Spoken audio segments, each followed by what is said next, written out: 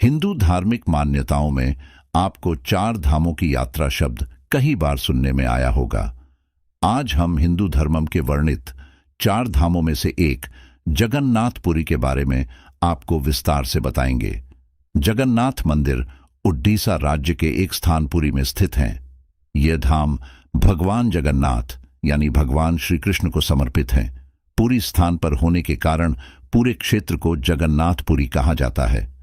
जगन्नाथ भगवान श्री कृष्ण का ही एक नाम है, जो कि दो शब्द जगन और नाथ से मिलकर बना है, जिसका अर्थ होता है जग का स्वामी। जगन्नाथ उड़ीसा राज्य के समुद्री तट के नजदीक बसा हुआ है। इससे भुवनेश्वर कुछ ही दूरी पर है। इस मंदिर से हर वर्ष मंदिर के मुख्य देवता भगवान जगन्नाथ, उनके बड़े भ्राता बलभद्र और भगिनी सुभद्रा के विशाल रथों की शोभा यात्रा निकाली जाती है। इस दिन भगवान मंदिर से निकलकर नगर का भ्रमण करते हैं।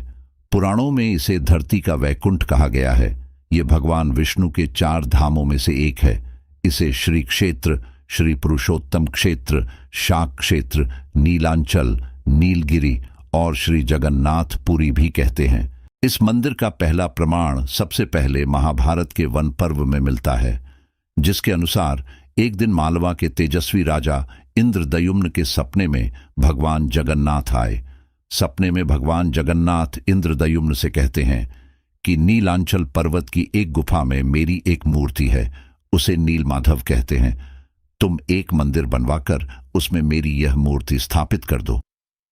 अगले ही दिन राजा ने अपने करीबी ब्राह्मण विद्यापति को सैनिकों के साथ नीलांचल पर्वत भेज दिया। विद्यापति ने सुन रखा था कि सब्र कबीले के लोग नीलमाधव की पूजा करते हैं और उन्होंने अपने देवता की इस मूर्ति को नीलांचल पर्वत की गुफा में छुपा रखा है। वह यह भी जानता था कि सब्र कबीले का मुखिया विश्ववसु नीलमाधव का उपासक है। उसी ने मूर्ति को गुफा में छुपा रखा है और वह आसानी से मूर्ति राजा को नहीं सौंपेगा।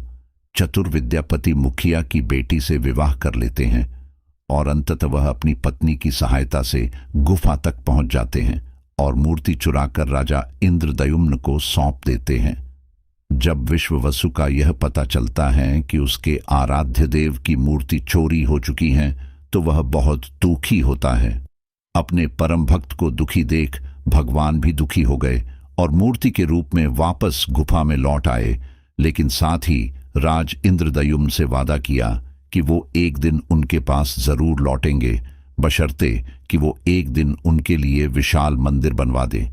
कुछ वर्षों बाद राजा ने भगवान जगन्नाथ का विशाल मंदिर बनवा दिया और भगवान से मंदिर में विराजमान होने के लिए कहा।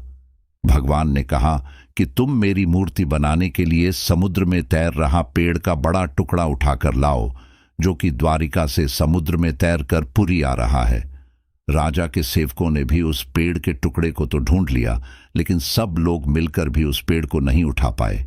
तब राजा को समझ आ गया कि इस समस्या में नीलमाधव के अनन्य भक्त सब्बर कबीले के मुखिया विश्ववसु की सहायता लेना पड़ेगी।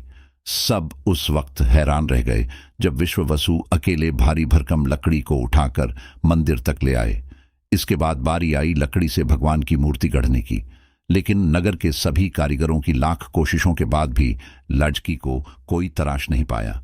इसके बाद एक बुरे कारीगर के वेश में भगवान विश्वकर्मा प्रकट हुए और राजा के समक्ष आकर कहा, वह मूर्ति बना तो सकते हैं, लेकिन उनकी एक शर्त है। उन्होंने अपनी शर्त रखी कि 21 दिवस तक वह मूर्ति बनाने का कार्य करेंगे।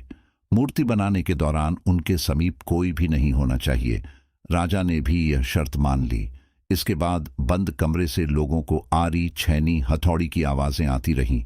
इसी बीच राजा की पत्नी गुंडिचा भी बंद कमरे के निकट पहुंची, लेकिन गुंडिचा को कोई भी आवाज नहीं सुनाई दी। गुंडिचा का यह आशंका हुई कि क्या कारीगर मर तो नहीं गया। रानी ने यह वृतांत राजा को सुनाया। अंदर से कोई आवाज सुनाई नहीं दे रही थी, तो राजा को भी ऐसा ही लगा। सभी शर्तों और चेतावनियों को दरकिनार करते हुए राजा ने कमरे का दरवाजा खोलने का आदेश दिया। जैसे ही कमरे का द्वार खोला गया, वहां कोई मौजूद नहीं था। वहीं से 3 अधूरी मूर्तियां पड़ी मिली। भगवान नीलमाधव और उनके भाई के छोटे छोटे हाथ बने थे, लेकिन उनकी टांगें नहीं, जबकि सुभद्रा के हाथ पांव बनाए ही नहीं गए थे। राजा समझ गए वह बूढ़ा आदमी अब कभी नहीं आएगा। राजा ने भगवान की इच्छा मानकर इन्हीं अधूरी मूर्तियों को स्थापित कर दिया। तब से लेकर आज तक तीनों भाई बहन इसी रूप में जगन्नाथ मंदिर में विराजमान हैं। ऐसे ही और इंटरेस्टिंग स्टोरी के लिए वीडियो को लाइक और चैनल को सब्सक्राइब करें। मिलते हैं जल्द ही एक नए वीडियो में। तब तक के लिए धन्यवाद। जय जय श्री जगन्नाथ भगवान।